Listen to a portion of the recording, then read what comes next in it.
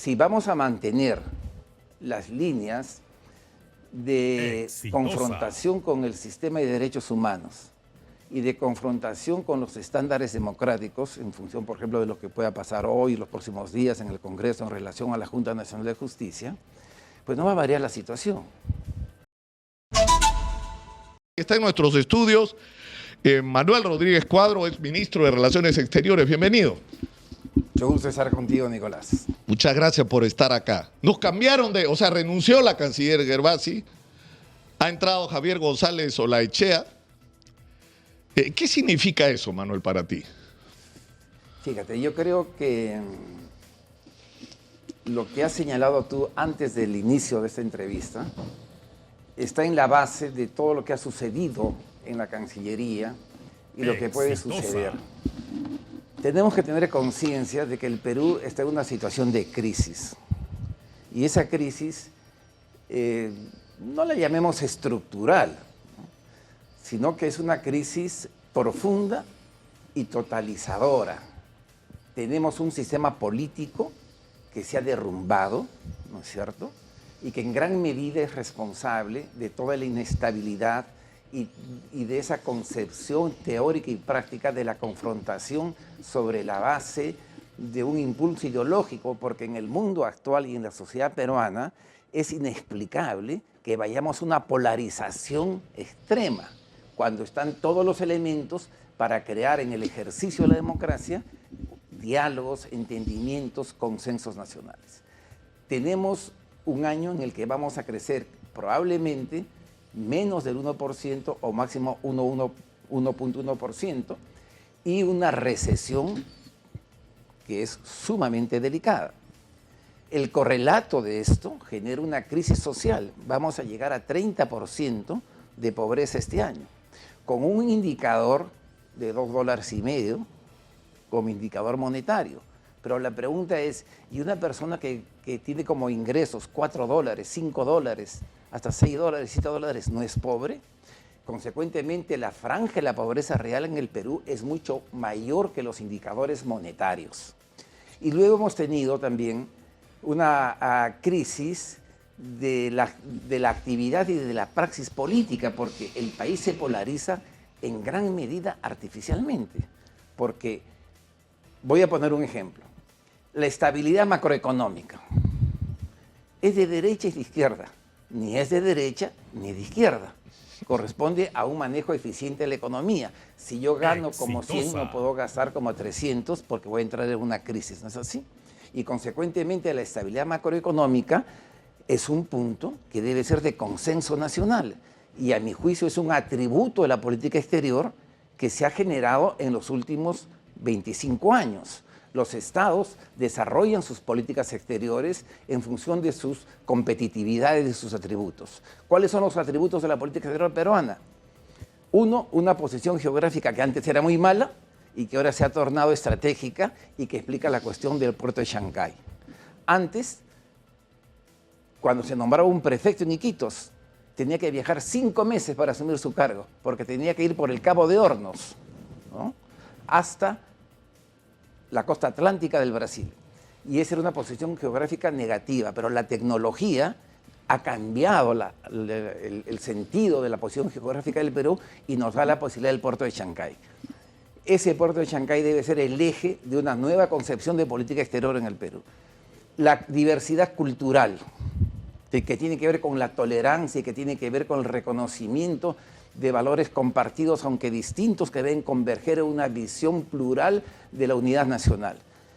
Tenemos una política exterior cultural, tenemos una política interna de diversidad cultural adecuada. Cuando mueren, somos el tercer país con más muertos de defensores de los derechos humanos en la Amazonía. El otro factor esencial de la diversidad cultural del Perú que le hemos construido durante años es que no tenemos una inserción externa dependiente. Tenemos una inserción externa diversificada, con 4 polos. En primer lugar, nuestro socio comercial mayor, la China. En segundo lugar, el conjunto de América Latina. Que es un cambio significativo, ¿no? Histórico.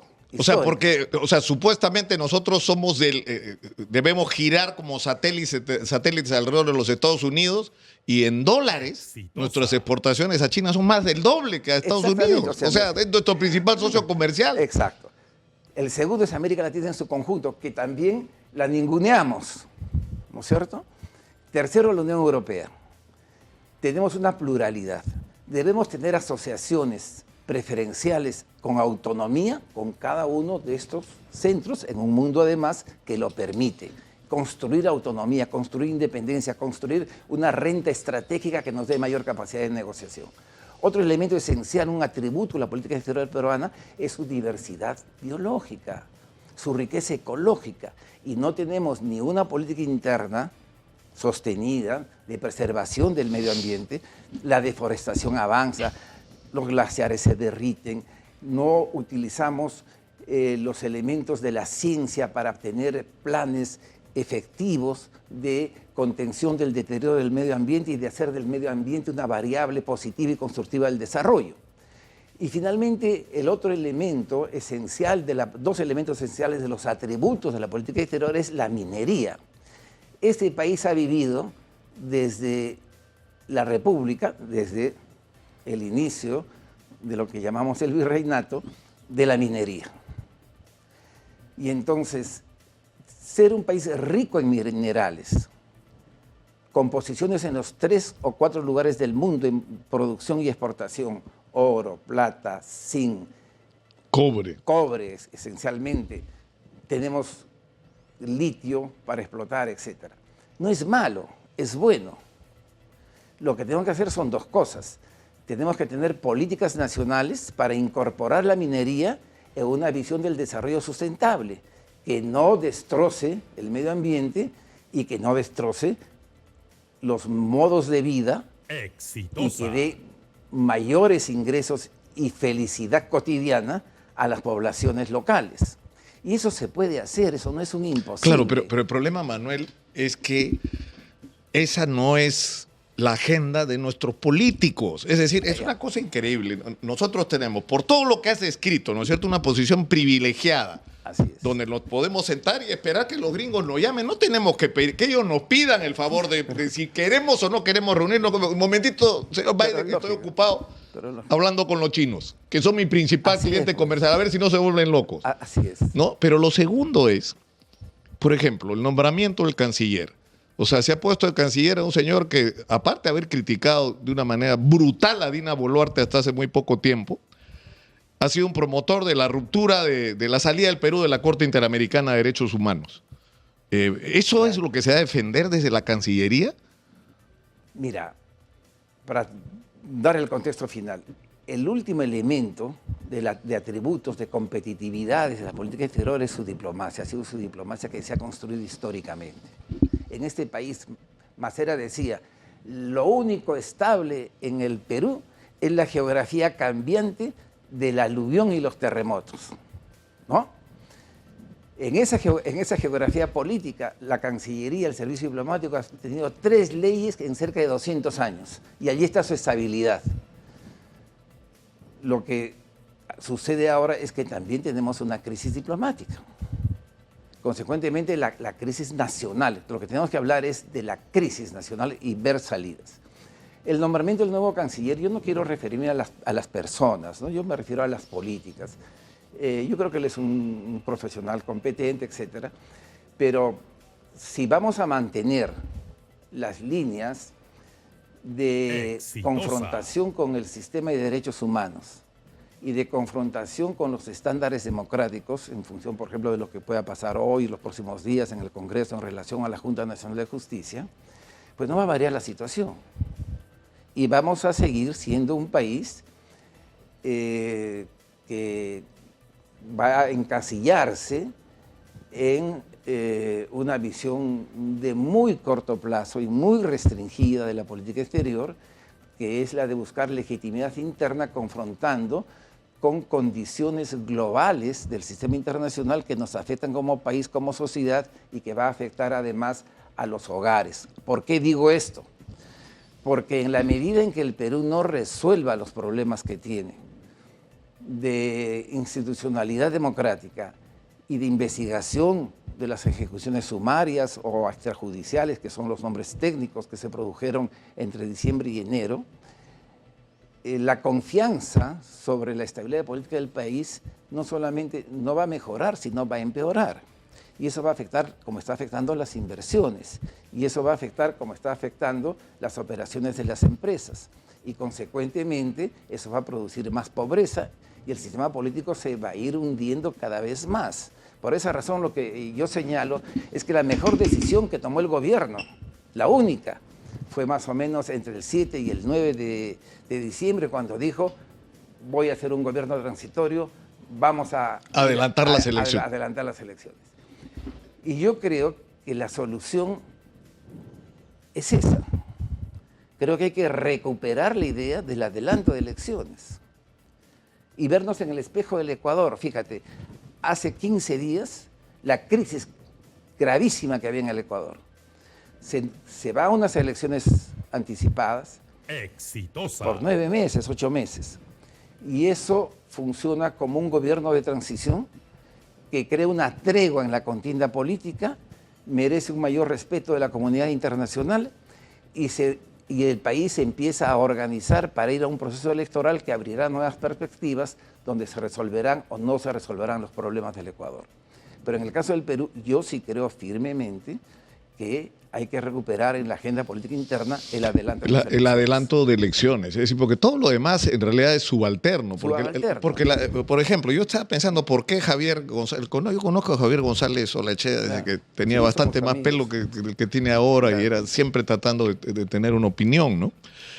Pero yo no sé cuál es el móvil de la gente del gobierno, de Dina Boluarte y Alberto Tarola. Están preocupados por algo de lo que no quieren hablar, que es lo que pasó en diciembre y enero y que para la comunidad internacional es muy importante. Lógico. Es muy importante. Acá hay muertos 60 personas que no debieron morir. Claro. Y que no se puede atribuir esas muertes a una conspiración terrorista internacional, Evo Morales. Es un asunto interno, es un problema del fraccionamiento que hay en el Perú que se manejó de una manera absolutamente equívoca y que va a tener consecuencias. Y que va a tener consecuencias en la justicia acá y en la corte. Entonces, si tú quieres un canciller para protegerte de esto, entonces estás tomando el origen de tus decisiones, está mal. Claro, porque yo creo que hay dos cosas, ¿no? Hay por un lado, hubo la idea de que el objetivo central del gobierno era que se le reconozca internacionalmente. Y por eso se hizo una diplomacia dirigida a obtener reconocimientos internacionales y eso implica los viajes, etcétera.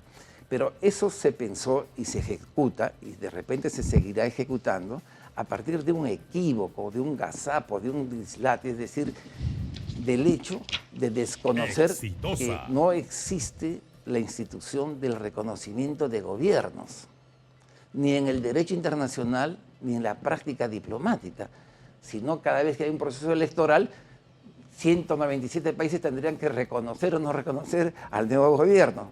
No existe esa institución de reconocer gobiernos y entonces hemos ido a un embudo donde la política exterior ha estado dirigida a obtener reconocimientos, y lo que es realmente lamentable y es un absurdo.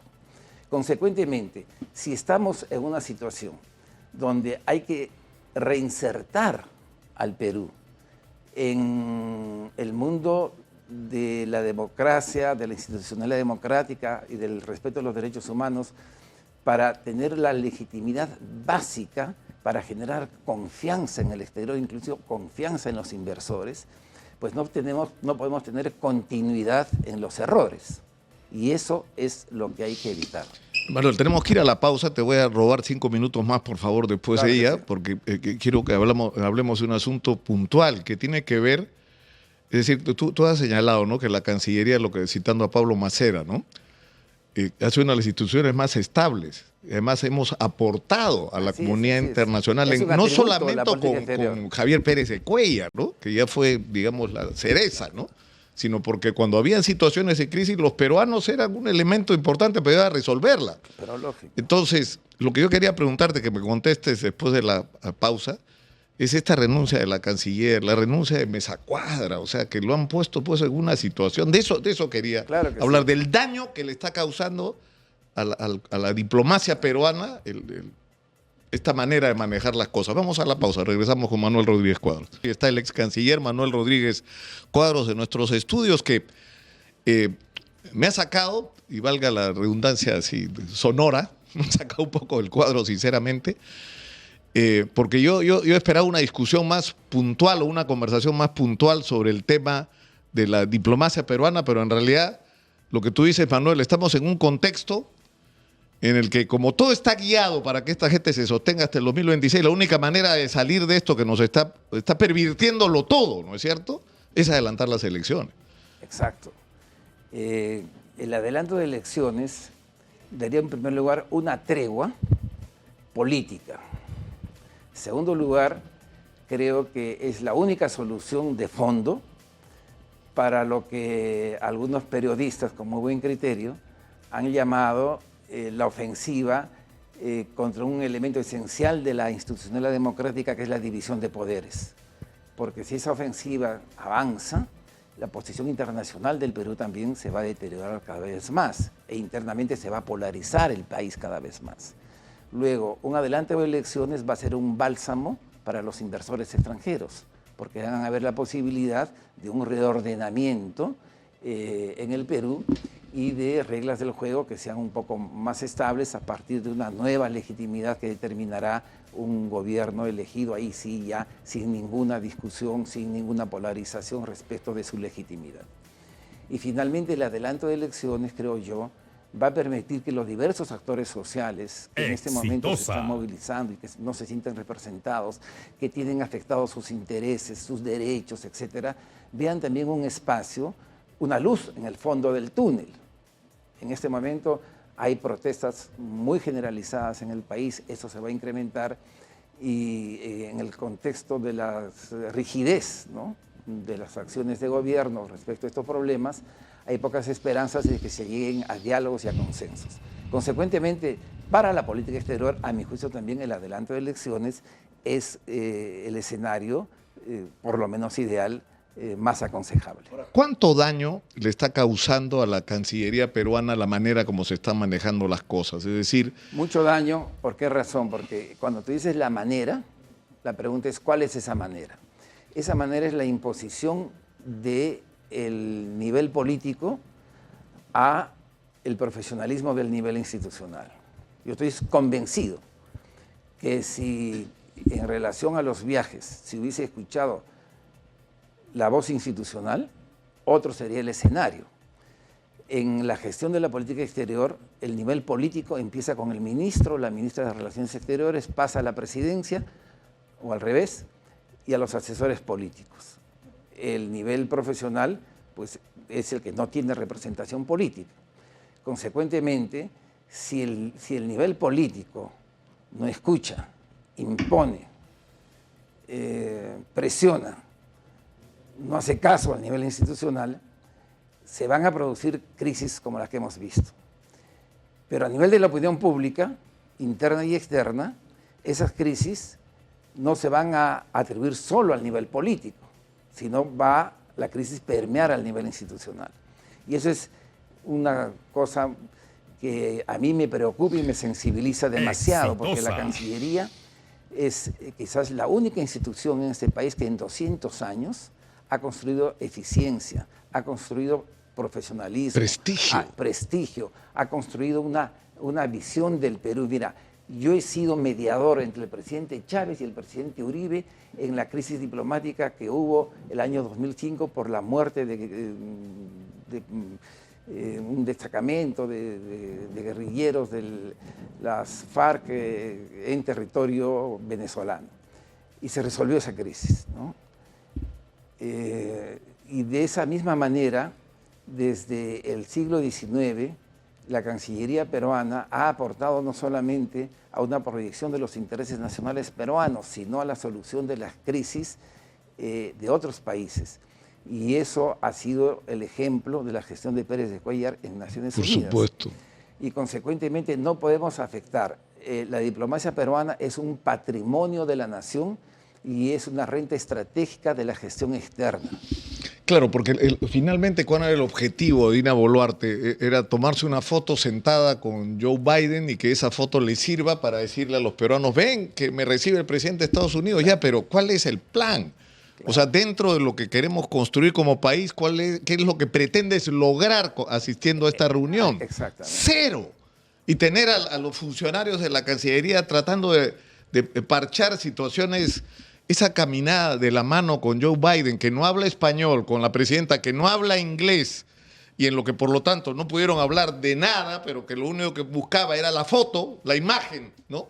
Cerca de Biden. Pero es que, Manuel, es ridículo. O sea, yo me imagino lo mal que se tienen que haber sentido los diplomáticos, Lógico, que además no merecían ser expuestos a una situación de esta naturaleza, ¿no? Así es, porque todas esas situaciones que se han generado ofenden la dignidad y la eficiencia de la historia diplomática del Perú y afectan evidentemente a una institución que no debería verse afectada por ningún motivo como es el servicio diplomático. Y por esa razón yo creo que el embajador Mesa Cuadra renunció con entereza y reconoció en su carta de renuncia que había una responsabilidad porque le correspondía llevar a cabo estas gestiones. Y yo sí creo que una primera medida sería no aceptarle la renuncia al embajador Mesa Cuadra, ¿no? El gesto se ha hecho, la entereza se ha ejercido, pero es un embajador que tiene una carrera reconocida y creo que como no es una renuncia irrevocable, se puede no aceptar esa renuncia y tener pues una continuidad institucional en la Embajada del Perú en Washington. Eso desde la perspectiva de la política de Estado. De la misma manera que pienso, por ejemplo, que la presidenta Boluarte debería asistir a la reunión de APEC, pero para asistir tendría que tener una concepción, un plan, un programa, una agenda, una identificación de objetivos que el Perú debe proponer y que el Perú debe promover para que se aprueben en la reunión de APEC, y eso comunicarlo al país, comunicarlo a la nación y no viajar desmunida del interés nacional específico, que es lo único que legitima los viajes presidenciales, que a mi juicio siempre son positivos cuando están bien organizados y cuando representan intereses nacionales. Manuel, te agradezco mucho por estar acá y por ponernos en un punto distinto, ¿no? O sea, yo creo que ha llegado el momento de detenerse y de tomar decisiones con respecto a nuestro destino. Me pide mi productora, creo que no prestó atención cuando hablaste de la Junta Nacional de Justicia. O sea, tú estás convencido de que aparte de estos dislates, estos manejos así tan desagradables, las decisiones que se están tomando, por ejemplo, con respecto a la Junta Nacional de Justicia, nos van a hacer mucho daño, ¿no? Mucho daño porque si se remueve a la totalidad o parte de la Junta Nacional de Justicia, y si después hay iniciativas similares con el Jurado Nacional de Elecciones, lo que va a pasar es que ya son hechos objetivos que afectan a la institucionalidad democrática. Y el Perú tiene compromisos internacionales que son leyes internas de no afectar a la institucionalidad democrática. Y consecuentemente eso va a generar una reacción internacional muy negativa. Y ahí alguien dirá, es una intromisión externa, es afectación de la soberanía. Eso es absolutamente falso. Como decía Luis Alberto Sánchez, es falso de toda falsedad. Primero, porque el derecho internacional, que por la Constitución nuestra, ¿no?, es ley interna, no reconoce la jurisdicción interna para que un Estado se exonere de la protección de los derechos humanos o para que justifique la violación de los derechos humanos. Primer punto. Segundo punto, es anticonstitucional, porque la Constitución peruana establece que los tratados de derechos humanos son leyes internas a nivel constitucional y consecuentemente la Convención Americana dice lo mismo que la Constitución. El Estado peruano, los gobiernos tienen la obligación de proteger los derechos humanos de la población y de no tomar iniciativas que los desprotejan. Porque la cuestión de la Corte y de la Comisión, ¿qué cosa es? Es simplemente que todas las personas que nos están escuchando en el Perú y todos los peruanos de cualquier condición, etcétera, tienen una garantía respecto a sus derechos en las leyes internas. Pero como hemos optado por la democracia. En la democracia se da adicionalmente garantías externas que se incorporan al derecho interno y que pasan a ser leyes nacionales, pero que nos dan mayor cobertura de protección de nuestros derechos. Y eso no puede ser malo, porque el fin último de la política exterior es que la gente viva mejor, que ejerza mejor sus libertades y sus derechos y que ellos y su familia prosperen. Ese es el significado final de todo. Manuel, muchas gracias una vez más por estar acá y por plantear una dirección a esta reflexión. Yo creo que es cierto, ¿no? O sea, porque todos estos al final son incidentes de un gran problema central que tenemos, que es la pérdida de legitimidad de nuestra clase política, de una pérdida a partir de eso de confianza, no solo de los inversionistas, de los ciudadanos. De los ciudadanos, claro. La pérdida de confianza de los ciudadanos. 8% de la población tiene confianza en la democracia. Muchas gracias. Ahí terminamos. Mejor. Manuel Rodríguez Cuadros ha estado con nosotros.